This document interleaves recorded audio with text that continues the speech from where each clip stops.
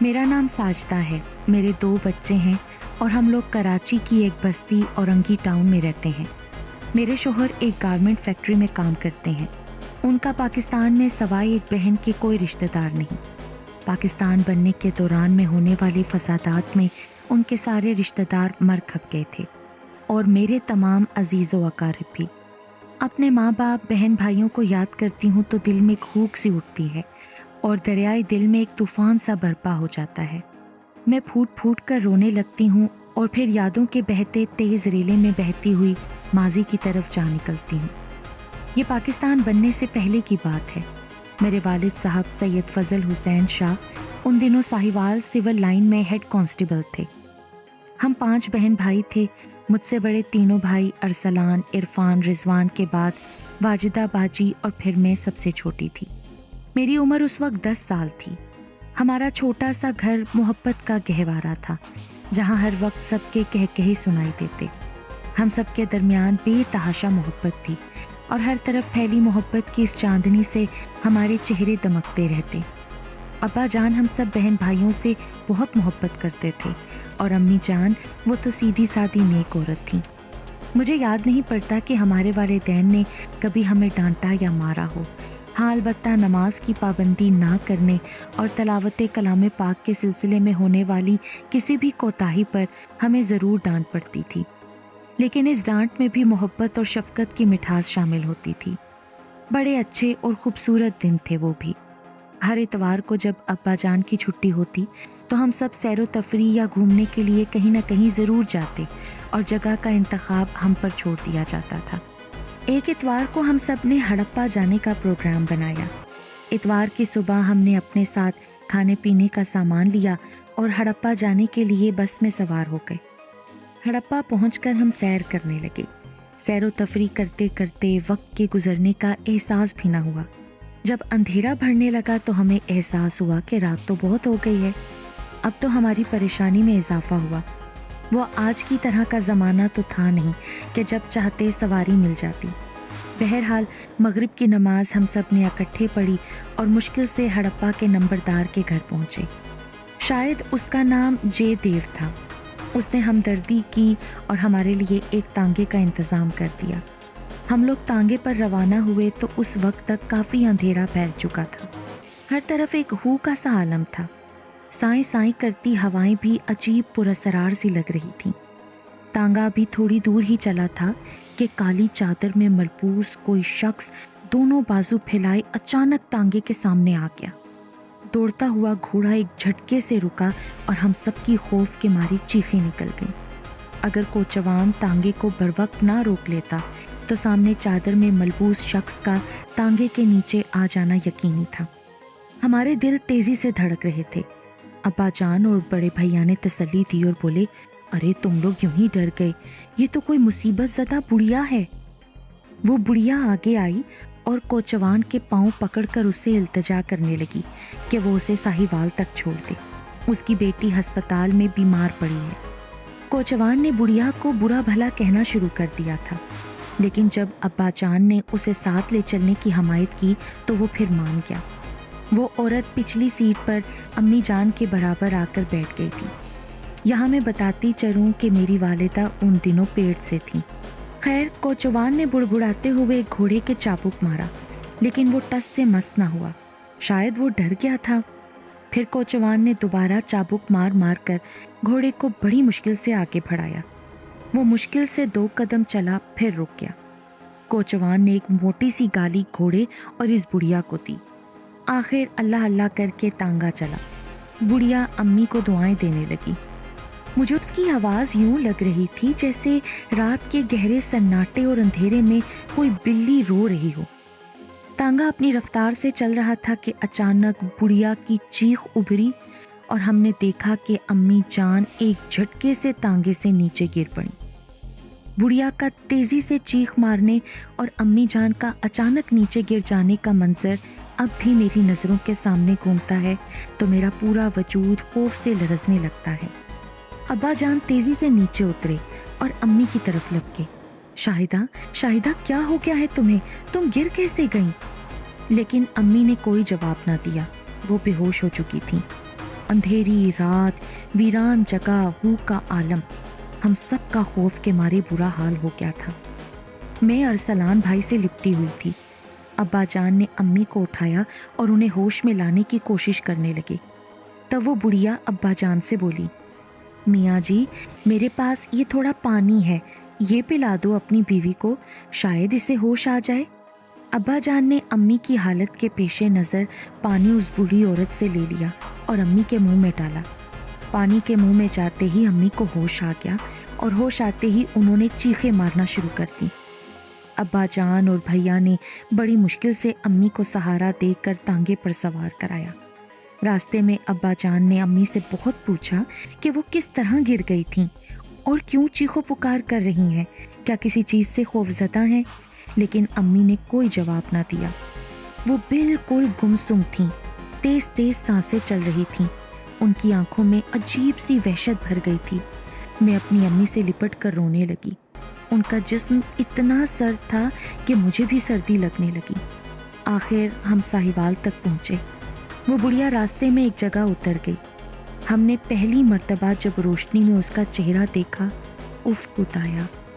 उसका चेहरा इतना करिया और मंजर था कि मेरे रोंगटे खड़े हो गए। उसकी थोड़ी गायब थी, दांत वाज़े तौर पर बड़े और हैवानी तासुर लिए हुए थे। उसका रंग गहरा काला था। उसकी आंखें बड़ी बड़ी काली स्याह और अजीबो गरीब किस्म की थीं। उसको देखकर हम सभी को खौफ महसूस हुआ।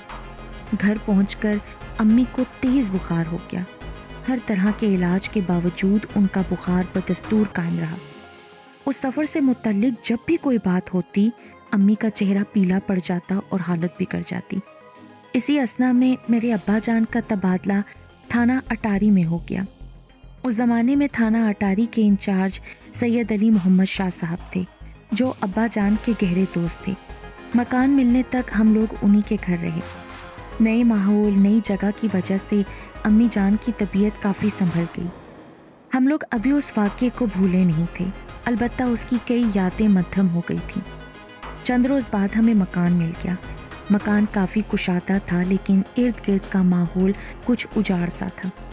बड़े से सहन और 3 कुशादा कमरों के अलावा बरामदे के एक तरफ अलग एक छोटा सा कमरा बना हुआ था। उसमें ताला पड़ा हुआ था।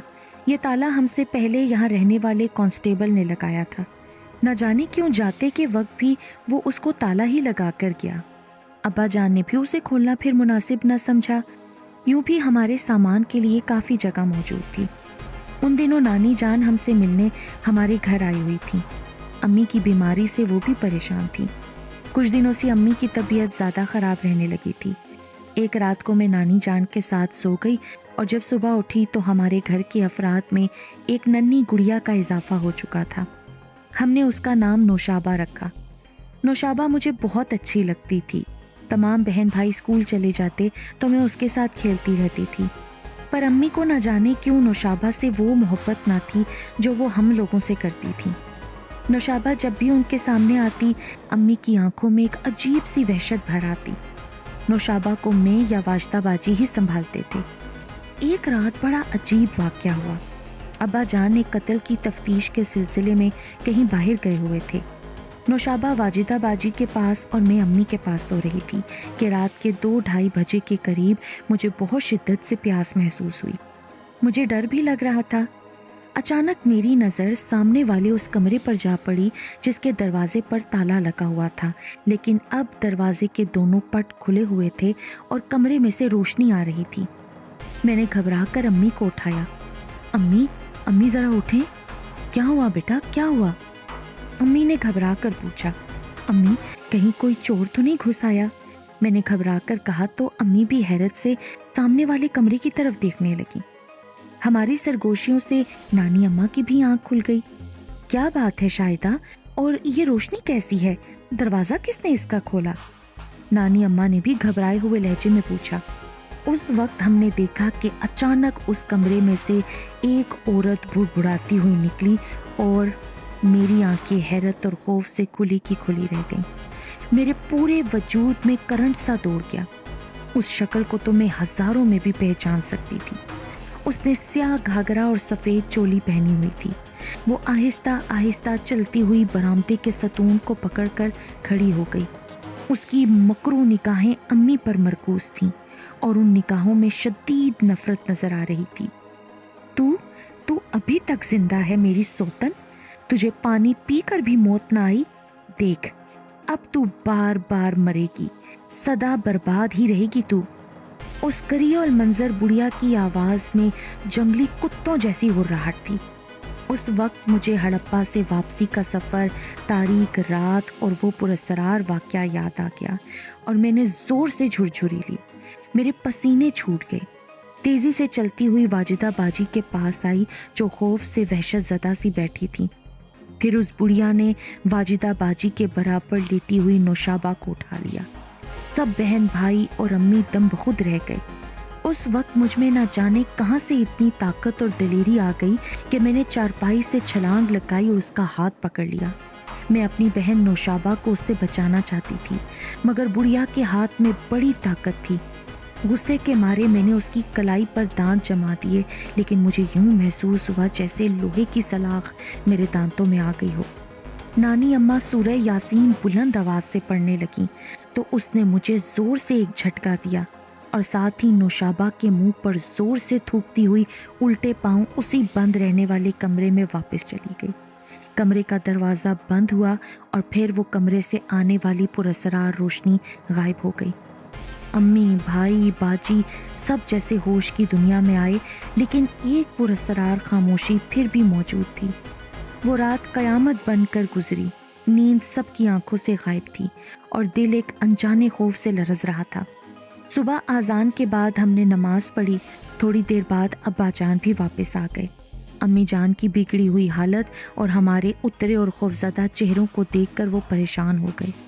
नानी अम्मा ने हिम्मत करके अब्बा जान को रात वाला पूरा वाक़या कह सुनाया। अब्बा जान ने हैरान होकर सामने वाले कमरे के दरवाजे की तरफ देखा, जहां बदस्तूर ताला लगा हुआ था। फिर उन्होंने हम सब की तरफ ऐसे देखा जैसे सब पागल हो चुके हों। फिर वो कुछ सोचते हुए घर से बाहर निकल गए। थोड़ी देर बाद जब वो लौटे तो उनके साथ 2 सिपाही और इंस्पेक्टर भी मौजूद था। उनकी मौजूदगी में ताला तोड़वाया गया। हम सब ही डरते डरते अंदर कमरे में दाखिल हुए। अंदर कुछ टूटा फूटा फर्नीचर, एक लालटेन और लकड़ी का एक संदूक था। लकड़ी के संदूक पर, हाँ उस संदूक के ऊपर एक स्याह घाघरा और सफ़ेद चोली इस तरह पड़ी थी जैसे उसे कोई अभी अभी उतार कर गया हो। अब्बा जान ने हैरत से उस लिबास को देखा, क्योंकि नानी अम्मा अब्बा जान को पहले ही बता चुकी थी कि उस बुढ़िया का हुलिया कैसा था। अब्बा जान किसी गहरी सोच में थे। आखिर वो पुलिस के आदमी थे, कड़ी से कड़ी मिलाने का फन उन्हें आता था। उन्होंने भी हड़प्पा से वापसी के सफ़र और वाक़े की कड़ियाँ मिलाई थीं, इसीलिए अब्बा जान अब बहुत ज़्यादा फ़िक्रमंद हो गए थे। हमारी परेशानी और अम्मी की बिगड़ती हुई हालत के पेश नज़र उसी हफ्ते उन्होंने दूसरा मकान किराए पर ले लिया।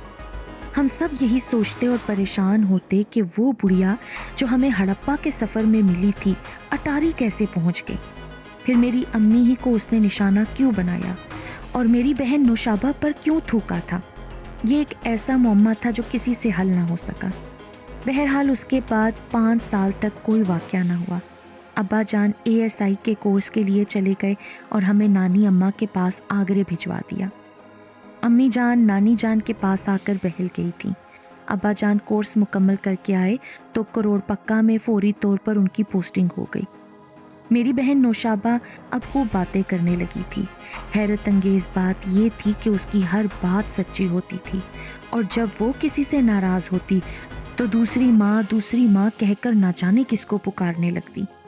हम उससे पूछते कि ये दूसरी माँ कौन है, तो वो मुस्कुराने लगती और उसकी मुस्कुराहट इंतहाई शैतानी होती थी। वो जिसके मुतल्लिक भी कोई भी बात कह देती वो सच हो जाती।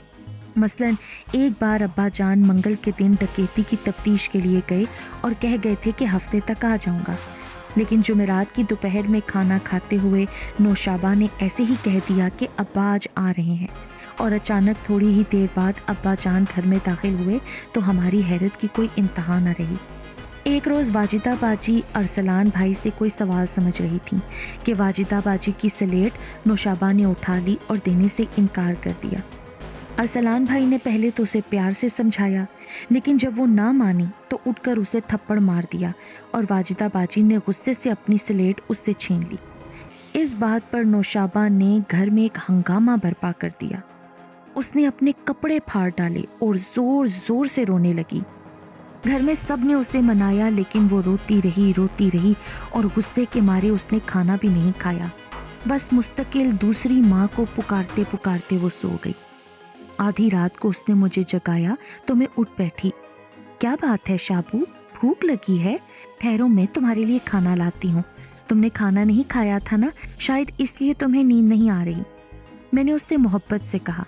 उसने फौरन इनकार में सर हिला दिया और बोली, वाजिदा बाजी और अरसलान भाई ने मुझे मारा है ना, अब देखना मेरी दूसरी माँ आके उन दोनों को मार देगी। पहले तो मैं खौफजदा हुई, फिर मैंने प्यार से कहा, ऐसी बातें नहीं करते शाबू, लेकिन वो अपने आप में मगन दूसरी माँ आ जाओ ना, दूसरी माँ आ जाओ ना पुकारती रही। उसके थोड़ी देर बाद ही पूरा घर वाजिदा बाजी और अरसलान भाई की चीखों से गूंज उठा। सब लोग उठ गए और बदहवास हो गए। अरसलान भाई और वाजिदा ने अपना गला पकड़ रखा था और उनके मुंह से घुटी घुटी चीखें निकल रही थीं। खुदा के लिए हमें बचा लो, खुदा के लिए हमें बचा लो। अब्बा जान और अम्मी ने जोर जोर से आयतल कुर्सी और चारों कुल और दरूद शरीफ का विर्द करना शुरू कर दिया, तो उन दोनों की तकलीफ में कदरे कमी हुई और थोड़ी ही देर बाद वो निढाल होकर अपने बिस्तर पर गिर गए। हम सब इस वाक़े से परेशान थे, लेकिन नौशाबा खूब हंसे जा रही थी। फिर वो बोली, कैसा सबक दिया दूसरी माँ ने, मज़ा आ गया। हम सब उसे नज़रअंदाज करके अरसलान भाई और वाजिदा बाजी की तरफ बढ़े। वो दोनों सहमे हुए थे। उन्होंने जो वाक़या डरते डरते हमें बताया, वो हमारे रोंगटे खड़े कर देने के लिए काफ़ी था। उन्होंने बताया कि सोते में हमें यूं लगा जैसे कोई हमारा गला दबा रहा है। आँख खुली तो हमने देखा वही बुढ़िया जो पहले हमें हड़प्पा के रास्ते में मिली थी और फिर पहले वाले घर में नजर आई थी, हमारा गला दबा रही थी। अब्बा जान और अम्मी ने जब दुआएं पढ़ी तो उसकी गिरफ्त हल्की पड़ती गई और फिर वो गायब हो गई। दूसरे दिन इतवार था। उसी रोज़ हमारी बर्बादी की इब्तदा हुई। अरसलान भाई को बैतुल खला में गए हुए काफ़ी देर हो गई थी। अम्मी जान अब ज़रा सी बात से खौफज़दा हो जाती थी। वो कहती थी कि वो बुढ़िया नहीं, वो कोई डाइन थी और डाइनें कभी पीछा नहीं छोड़ती। अम्मी ने घबरा कर बैतुल खला का दरवाज़ा पीटना शुरू कर दिया, लेकिन कोई जवाब ना आया। अब तो घर के दीगर अफराद भी परेशान हो गए। आखिर अब्बा जान ने दरवाजे को ज़ोर से धक्का देकर तोड़ा। दरवाज़ा खुल गया। अंदर का मंजर हमें बेहोश कर देने के लिए काफ़ी था। अरसलान भाई नीचे ज़मीन पर गिरे हुए थे और उनकी गर्दन एक तरफ को ढलकी हुई थी। अब्बा जान उन्हें उठाकर बाहर लाए। डॉक्टर को बुलाया गया। उसने जब अरसलान भाई का मुआयना किया तो मायूसी से सर झुका लिया। अरसलान भाई हमसे बिछड़ चुके थे, उनकी गर्दन की हड्डी टूट गई थी। अब्बा जान और अम्मी की हालत काबिले दीद थी। अम्मी तो सख्ती की हालत में थी और हम सब बदहवास होकर बुरी तरह चीखें मार रहे थे, मगर नौशाबा, उसकी कैफियत हम सब से मुख्तलिफ थी। वो इत्मीनान से अपने खेल में मगन थी। उसे कुछ परवाह ना थी कि उसका भाई हमेशा के लिए ख़त्म हो चुका है। मैंने रोते हुए उससे कहा, देख ना नौशाबा, तेरा भाई मर गया है और तू खेल में मगन है। क्या तुझे तेरे भाई का गम नहीं? देखा ना, मैं कहती थी ना, दूसरी माँ उसको ज़रूर मारेगी। मर गया ना, अच्छा हुआ। अब देखना वाजिदा बाजी भी मर जाएगी। नौशाबा की बातों ने मेरे तन बदन में आग लगा दी, लेकिन सामने रखी हुई भाई की लाश को देखकर मेरे होशो हवास फिर गायब होने लगे। अरसलान भाई का 40वां था। सब मेहमान आए हुए थे। अम्मी जान बावर्ची खाने में बैठी चावल निकाल निकाल कर दे रही थी। मैं और वाजिदा बाजी डिशें अंदर लेकर जाकर रख रही थी कि अचानक चावल की भरी हुई डिश उनके हाथ से नीचे गिरी और चावल ज़मीन पर बिखर गए। वाजिदा बाजी जैसे ही पलटी तो चावलों पर बाजी का पाँव जोर से फिसला और वो सर के बल ज़मीन पर गिर गईं। चूँकि फ़र्श पथरीला था और उनका पिछला हिस्सा उस पथरीले फ़र्श से टकराया था, तो उनकी गर्दन की हड्डी उससे टूट गई। नौशाबा की उस दूसरी माँ, उस डाइन ने मेरी बहन को भी खा लिया था। वाजिदा बाजी की मौत के बाद अम्मी बिल्कुल ही गुमसुम हो गई।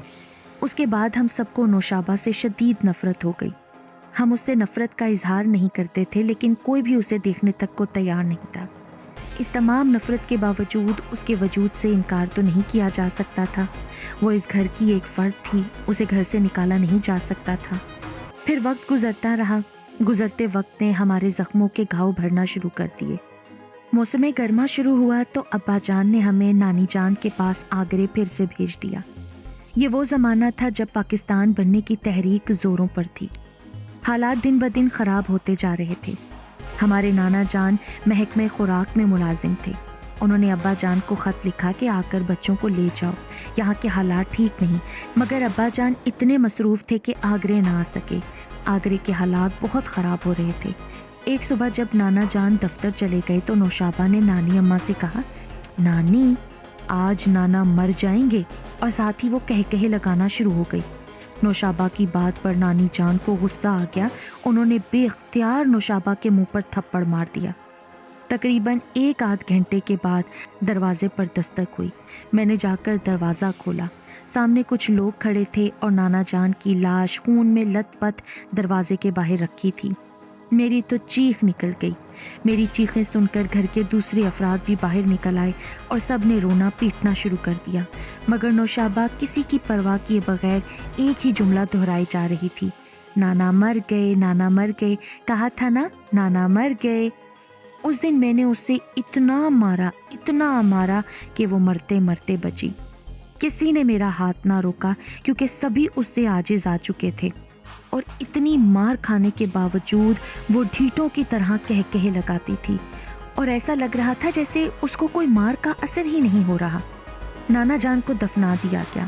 اگلی صبح ہونے بھی نہ پائی تھی کہ بلوائیوں نے ہمارے محلے پر حملہ کر دیا۔ ہم سب گھر کے تہخانے میں جا چھپے۔ ہم سب نے بہت کوشش کی کہ نوشابہ بھی ہمارے ساتھ چھپ جائے، لیکن وہ ضدی بنی باہر بیٹھی رہی۔ میرے ساتھ میری دوسری ماں ہے، مجھے کچھ نہیں ہوگا، بس وہ یہی بات بار بار کہہ رہی تھی۔ ویسے بھی اب ہمیں اس سے کوئی محبت نہیں رہی تھی، اس لیے ہم نے سوچا کہ اسے مرنا ہے تو مر جائے۔ بلوائیوں کی آوازیں قریب آ گئیں۔ تب ہمیں نوشابہ کی ہلکی ہلکی سی آوازیں سنائی تیں، آؤ آؤ میں تمہیں دکھاؤں کہ وہ لوگ کہاں چھپے ہیں۔ اور پھر یہ ہوا کہ بلوائی ہمارے سروں پر آ پہنچے۔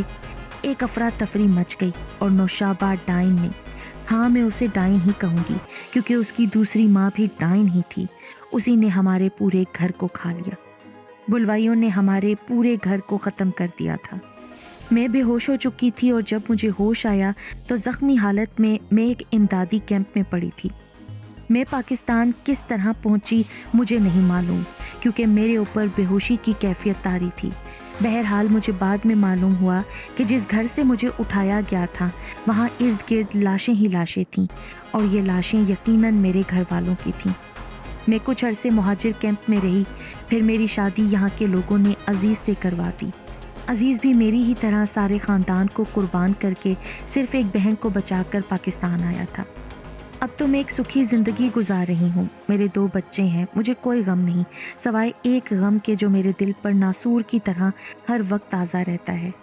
جب میرے بچے مجھ سے پوچھتے ہیں کہ ہمارے نانا نانی ماموں خالائیں وغیرہ نہیں ہیں، تو میں انہیں کوئی جواب نہیں دے پاتی۔ پھر میرے دل میں ایک ہوک سی اٹھتی ہے، سوچتی ہوں کاش ہم نے ہڑپا کا وہ منحوس سفر نہ کیا ہوتا، جس کی بدولت ایک ڈائن کی زد میں آ کر میں اپنے پیاروں سے محروم ہو گئی۔ کاش میرے ابا اس منحوس رات کو ڈائن کا دیا ہوا پانی یا جادوئی محلول میری حاملہ ماں کو نہ پلاتے تو نوشابہ کے اندر وہ ڈائن والی خصلتیں نہ آتیں۔ کاش وہ اسی روز مر جاتی جب اس کا جنم ہوا تھا۔ نوشابہ کو تو یقیناً اس کی دوسری ماں بوڑھی ڈائن نے بچا لیا ہوگا، اور اب نہ جانے وہ کتنے گھروں کو تباہ کر رہی ہوگی۔